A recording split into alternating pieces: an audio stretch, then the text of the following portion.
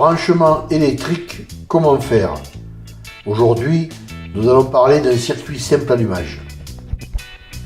Voici comment procéder pour réaliser une installation d'éclairage électrique simple allumage dans un local neuf ou en rénovation. Que ce soit un circuit apparent ou encastré, évidemment la réalisation est identique.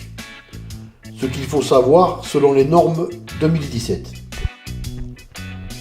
Ce circuit doit être protégé par un disjoncteur divisionnaire de 10 A. La section des conducteurs sera de 1,5 mm².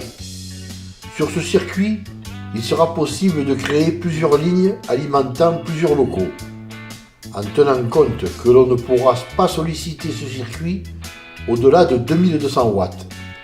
Compte tenu qu'à l'heure actuelle sont préconisées des ampoules basse consommation, LED ou autres, cela donne de grandes possibilités. Toutefois, pour ma part, je préconise d'opter pour un maximum de 3 locaux par ligne d'éclairage, par sécurité, mais aussi pour bien sectoriser les installations et favoriser ainsi les recherches de panne. Nous voyons là la représentation d'une installation en apparent. Cette ligne arrive dans une boîte de dérivation. Dans ce boîtier arrivent également les conducteurs provenant du point lumineux et de l'interrupteur. On voit donc que la ligne d'alimentation est composée de 3 conducteurs. Un rouge, la phase, un bleu, le neutre, un vert et jaune, le conducteur de terre. De l'interrupteur arrivent également 3 conducteurs. Un rouge, un noir, un vert et jaune, le conducteur de terre.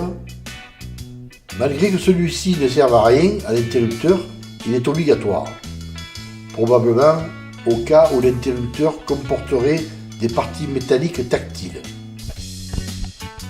Du point lumineux arrivent aussi 3 conducteurs, un rouge, un bleu, un vert et jaune.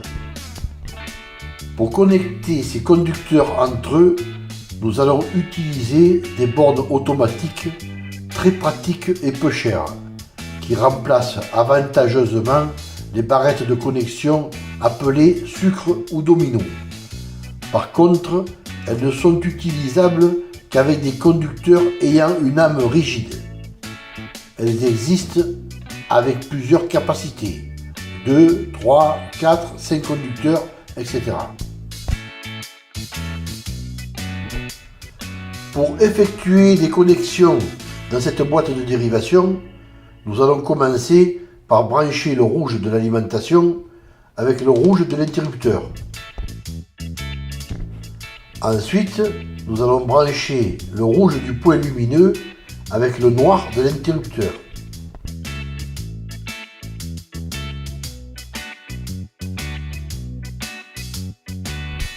Nous continuons en branchant ensemble le bleu du point lumineux et le bleu de l'alimentation.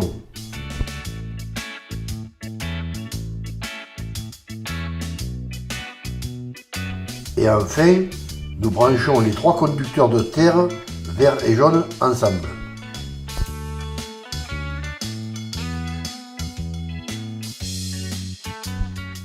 Voilà, c'est pas bien compliqué. Pour alimenter un autre local à partir de cette ligne d'alimentation et de cette boîte de dérivation, il suffit de brancher ainsi les 3 conducteurs de cette ligne d'extension d'alimentation. Il faut bien entendu utiliser des bornes automatiques appropriées. On branche le conducteur rouge de cette nouvelle ligne d'alimentation avec le conducteur rouge de la ligne d'alimentation initiale et les autres conducteurs rouges. Puis c'est le tour des conducteurs bleus que l'on branche dans les mêmes conditions.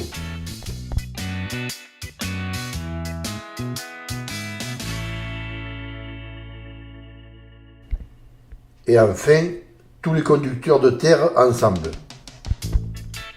On plie ensuite tous ces branchements pour les caser dans la boîte de dérivation et on ferme.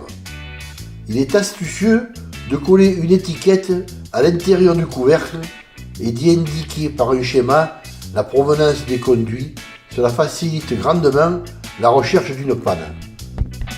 On pourra répéter les mêmes opérations pour alimenter encore un autre local.